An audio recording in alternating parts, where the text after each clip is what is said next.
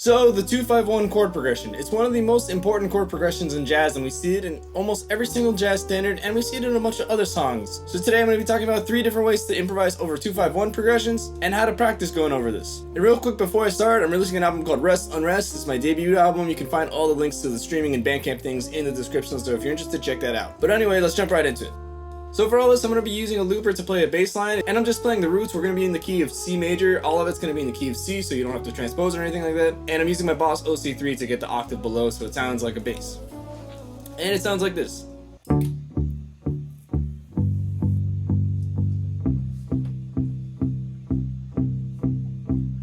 So with the 2-5-1 progression, what I think of it sort of as is really just a 5-1 progression. To translate it even further and break it down even further, it's really just tension and release. So although we really just have, and the 2 chord is what's commonly referred to as the sub-dominant chord, meaning it prepares the dominant chord, which is the 5 chord in this scenario, the G7. And sort of the whole reason behind that is because G7 has a 7th of the scale. And part of the reason why a G7 chord has so much pull to a C major chord is because of the half-step voice leading within it. In the G7 we have G, B, D, and F.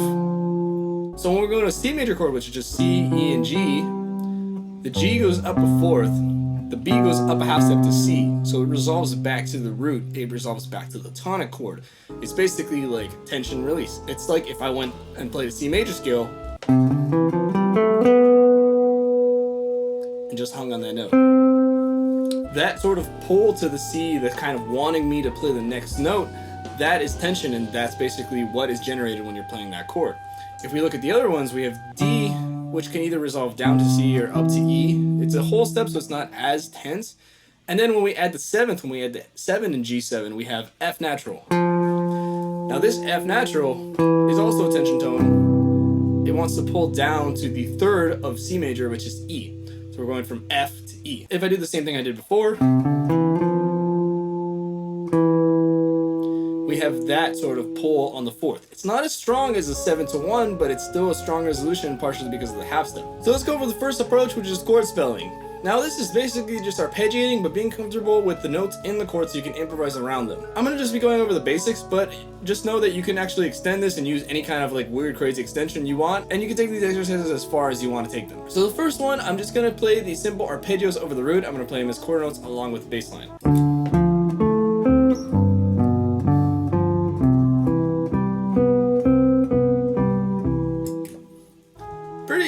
And that's simple enough. Now that's definitely the first step, and you should definitely get really comfortable with doing that. Once you are comfortable with doing that, let's set a few limitations or change a few things. I always say the limitation breeds creativity, because once you're put in a box, you have to sort of figure out how to be creative within that box, and then once the box is defined, it's easier to break out of. So now let's set a limited range. So basically I'm going to do the same thing, but I'm only going to be allowed to play within this octave. So basically from C to C, we're going to be playing just basically in 1 octave C major scale. So I'm going to do the same thing, and now I can use inversions and utilize a bunch of different things. So let's try that.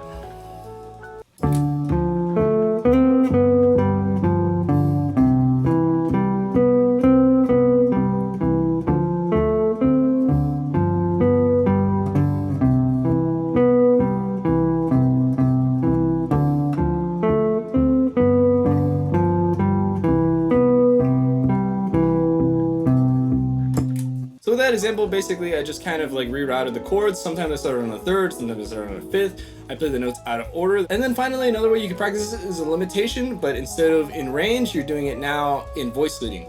So I'm going to basically create this rule myself. Whenever I switch chords, the next note has to be a whole or half step away. So we're working on voice leading and trying to be as close as possible.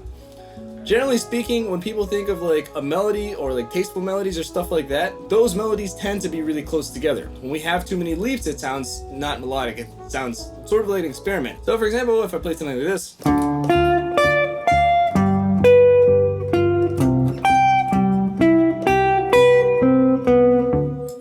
now while that's a really cool exercise, it doesn't necessarily sound melodic. But actually you can do that as an exercise as well. So now I'm going to do the exercise with the voice leading limitations, and I'm going to do 2 or 3 passes of this.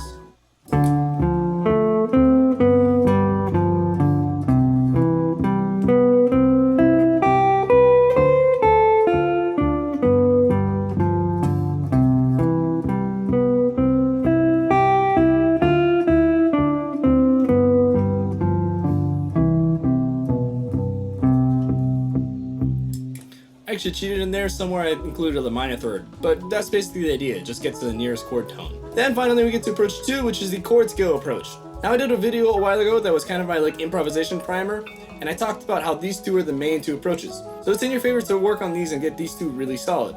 So essentially what I'm going to do is use chord scales. And now if we assign chord scales to this, the first chord D minor 7, we can use D Dorian, which is just the key of C major. Then for the next one we can use G Mixolydian, which is just also C major. And then we can use C major, which is C major. Now what I'm going to do is I'm going to basically just run up the scales in 8th notes, and I'm going to start on the root every time the chord happens. So when we hit the D minor chord, I'm going to start on the D note and then go up the scale. When I go to the G chord, I'm going to start on the G note and go up the scale. And then when I get to the C chord, I'm going to start on the C note and go up the scale. So it's going to look a little bit like this.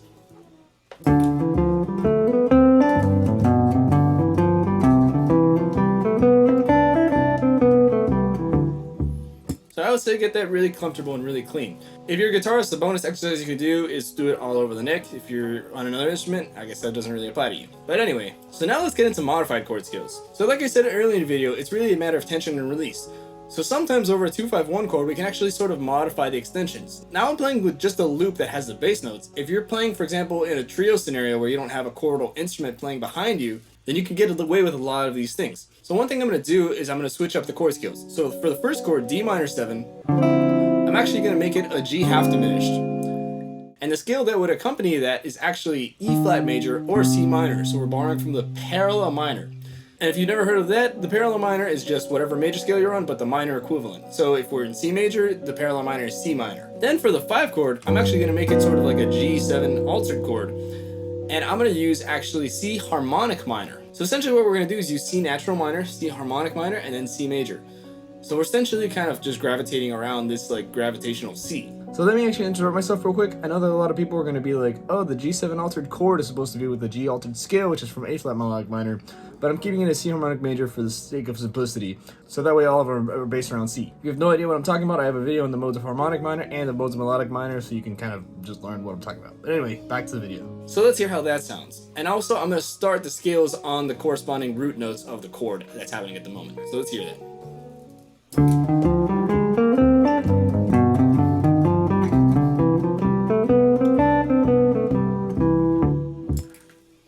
It's a pretty cool effect. If I were to play the chords, it'd sound a little bit like this.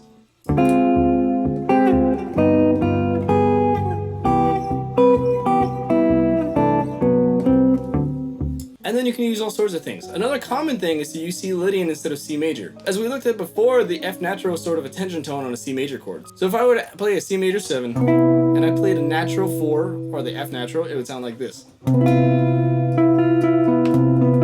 It's really tense because we have that E natural, and we have this tension between the 3rd and the 4th note. If we were to make it a sharp 11,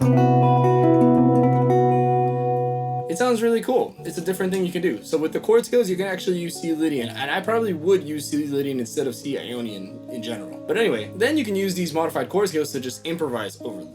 So I'm gonna just improvise over the progression a little bit, like 2 or 3 takes.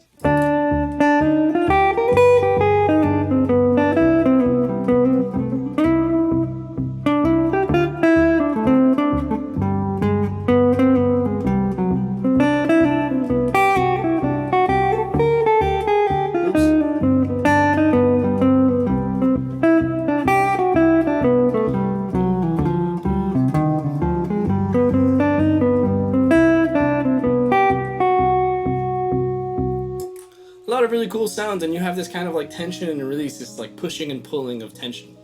And then when you get to C chord, it just feels so nice. So finally we get to the 3rd approach, which is sequencing. So this approach sort of gets you into that chromaticism land. You can do something like diatonic sequencing. Like for example, if we were to play diatonic triads going up the scale, you have this sound.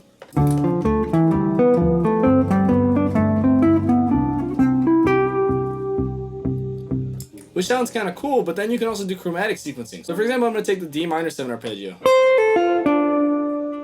Now essentially what I'm going to do is I'm going to sequence that. I'm going to take that up half step. So I'm going to play D minor 7, E flat minor 7, E minor 7, F minor 7, etc. until I hit the C major chord. So at that point, I'm going to jump to the closest chord tone within the C major chord. And that's where the first part comes in handy, so that way you know the notes in the C major chord and where to find them.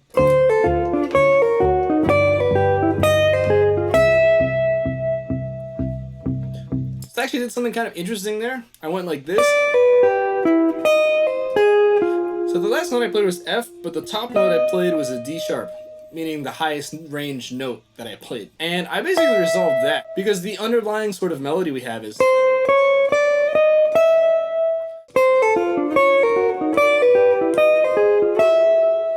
Another interesting thing is that F, the nearest closest note, is actually an E natural down here. So I could have actually done that.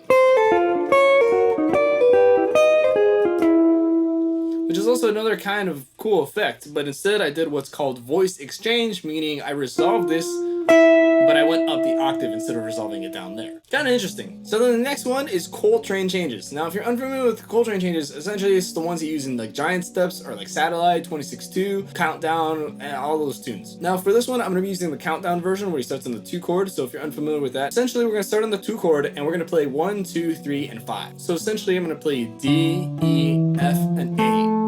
1, 2, flat 3, 5. So then the whole idea behind this, first we're going to start on the 2 chord, we're going to go up a half step and play a dominant chord. This is our new 5 chord. So this is E flat 7. It's going to resolve down to A flat major 7 because we're having the 5-to-1 relationship there. Now that's going to go up a minor third again to B7. Now that is the new 5 chord. B is the 5 of E major 7. And then that goes up a minor third again, we get G7, and that will resolve down to C major. So we'll actually get back to the C major chord. So instead of playing the 5 chord, we're inserting this like sequence within it. And now in order to be able to cram all those different notes into this progression, I'm actually gonna play it in triplets, but you can slow down the tempo and arrange it the way you want, or you can like delete notes. You can delete the second note, for example, and just play triads, but so on. So first I'm gonna play it in triplets.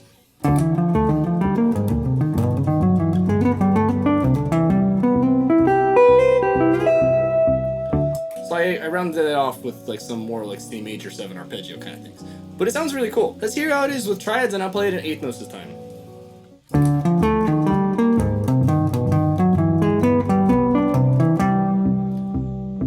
So that worked, but the G triad came in while we were still on the C major chord, but actually luckily all of those notes are cool within the C major chord. G is the 5th, B is the 7th, and then D is the 9th. So that works over a C major 7 chord. If you wanted to play something slower, you wanted to play quarter notes, you can do just root and fifths. That would be kind of cool. You get some power chord action.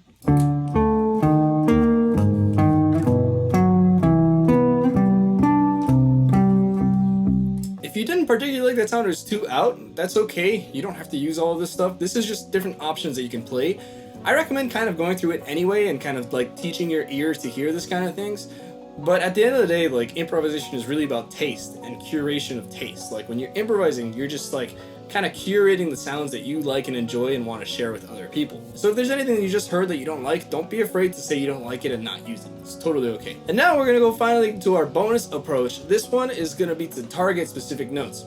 So we're gonna pick one note to start on, one note to end on, and we're gonna do whatever we want in the middle. So my first note is gonna be an F.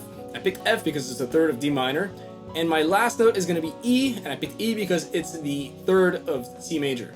So really we have this 4-to-1. So I'm going to play the progression. I'm going to start on F, I'm going to improvise. For this I'm probably going to do continuous 8th notes, and I'm going to see where it takes me. No rules, no scales, no specific arpeggios I have to hit. Just knowing all of this that I showed you today, I'm going to create a short solo using this technique. So let's hear it.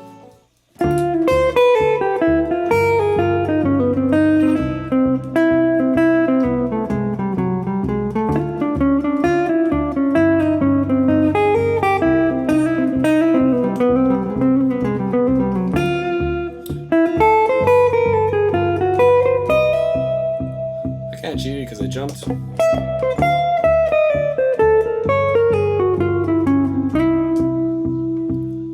And you know, no matter how out I get, like, as long as you resolve it, it sort of sounds cool. Now you can kind of tailor this to your needs, and like you can think of it as like an sort of like an out fader, like this much is like no out, this is really in, and then you can go all the way to like atonal and all that kind of stuff. But anyway, if you're looking for more ways to practice improvisation, I have a video on 4 ways to practice improvisation, which is sort of my improvisation primer. I also have this video on 5 levels of chord progressions if you want to get more into that.